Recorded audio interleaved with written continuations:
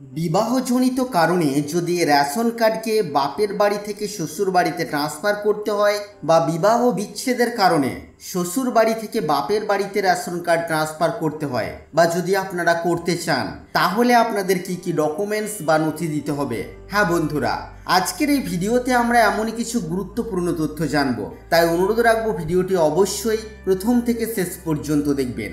নমস্কার, আপনারা দেখছেন মাল্টি গাইড চ্যানেল, আপনাদের সাথে আমি আছি বিশ্বজিৎ।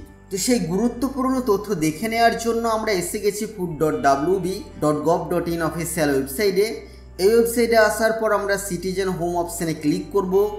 এবার এখান থেকে আমরা এনকোয়ারি বা অনুসন্ধান অপশানের উপরে ক্লিক করব।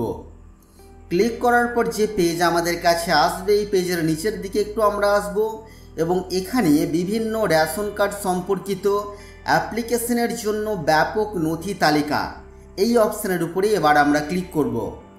আমাদের কাছে একটি পিডিএফ ফাইল ওপেন হবে। এই পিডিএফ ফাইলের মধ্যেই সেই গুরুত্বপূর্ণ তথ্য দেওয়া আছে। চলুন আমরা এক নজরে দেখে নিই। তো এখানে দেখুন, checklist of documents for shifting a new family, যার জন্য আমাদেরকে 14 নাম্বার ফর্মে আবেদন করতে হবে। ডকুমেন্টস আমাদেরকে কি দিতে হবে এবার আমরা দেখে নেব।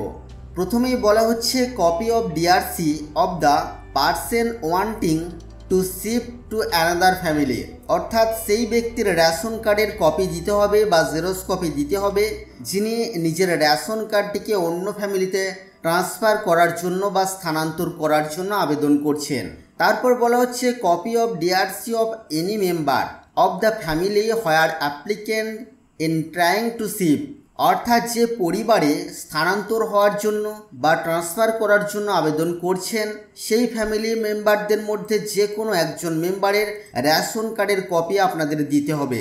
তারপরে দেখুন শেষ যেটা বলা হচ্ছে প্রুফ অফ ম্যারেজ, অর্থাৎ বিবাহজনিত কারণে যদি আপনি আপনার রেশন কার্ডটিকে ট্রান্সফার করতে চান, তাহলে আপনাদের ম্যারেজ সার্টিফিকেট বা বিবাহের শংসাপত্র দিতে হবে।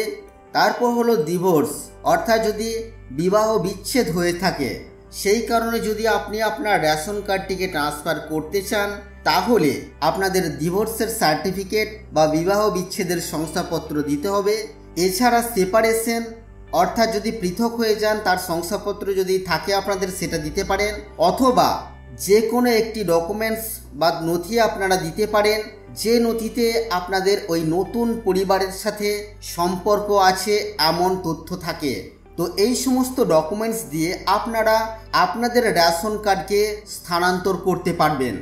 তো বন্ধুরা, এই ছিল আজকের এই ভিডিও আপনাদের জন্য। আশা করছি ভিডিও আপনাদের কাছে তথ্যমূলক। ভিডিওটি ভালো লাগলে অবশ্যই লাইক করবেন, শেয়ার করে আপনার সকল বন্ধুদেরকে জানতে সাহায্য করবেন। আগামী দিনে আর কি বিষয় ভিডিও আপনারা দেখতে চান অবশ্যই তা ভিডিওর কমেন্ট বক্সে লিখে জানাবেন। আর চ্যানেলে নতুন হলে চ্যানেলটিকে সাবস্ক্রাইব করে পাশে থাকা বেল আইকনে অবশ্যই ক্লিক করবেন।